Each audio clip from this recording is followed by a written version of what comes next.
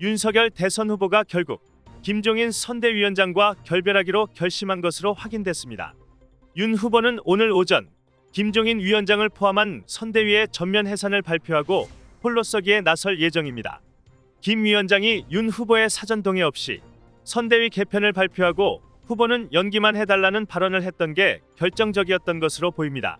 김건희 씨는 2007년 수원여대 겸임교수에 지원할 때에 미술관 큐레이터로 일했던 적은 있지만 일했던 기간을 이력서에 부풀려 적었다고 했는데요. 이 경력 자체가 실상 가짜란 주장이 나왔습니다. 김 씨가 일했다는 기간 동안 미술관 직원 누구도 김 씨를 보지 못했다는 겁니다. 정부가 방역 패스를 학원과 독서실 등 교육시설에 적용한 데에 대해 법원이 제동을 걸었습니다. 서울행정법원은 시민단체의 집행정지 신청을 일부 받아들였습니다. 이에 따라 학원 등과 독서실, 스터디 카페를 방역 패스 의무 적용 시설로 포함한 부분은 행정소송 본안 1심 판결이 선고될 때까지 효력이 일시 정지됩니다. 프랑스에서 코로나 바이러스의 새 변이가 발견됐습니다. 돌연 변이를 46개나 보유한 새 변이는 백신을 무력화하는 능력과 전파력이 모두 강한 것으로 평가되고 있는데요. 총 12명의 감염 사례가 있는데 첫 번째 감염자는 아프리카에 다녀온 환자였습니다. 연구진은 새 변이 출현의 예측 불가능성을 다시 한번 보여주는 것이라고 말했습니다.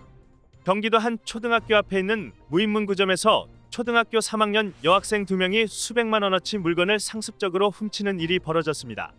드러난 피해 금액만 해도 600만 원.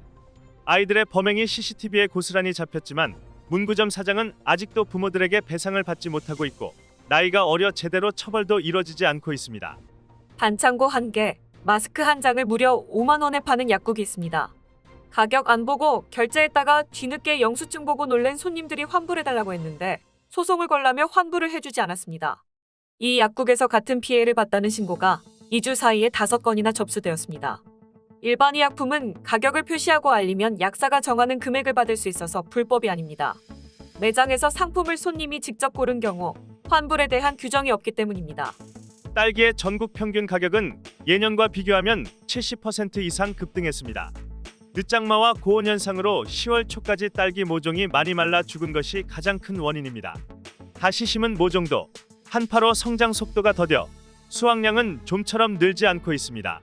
설이 지난 다음 달 이후에나 딸기 가격이 안정세를 찾을 것으로 내다봤습니다. 2022년 1월 5일 3분 뉴스였습니다. 유익하셨다면 구독과 좋아요, 알람 설정 부탁드립니다. 감사합니다.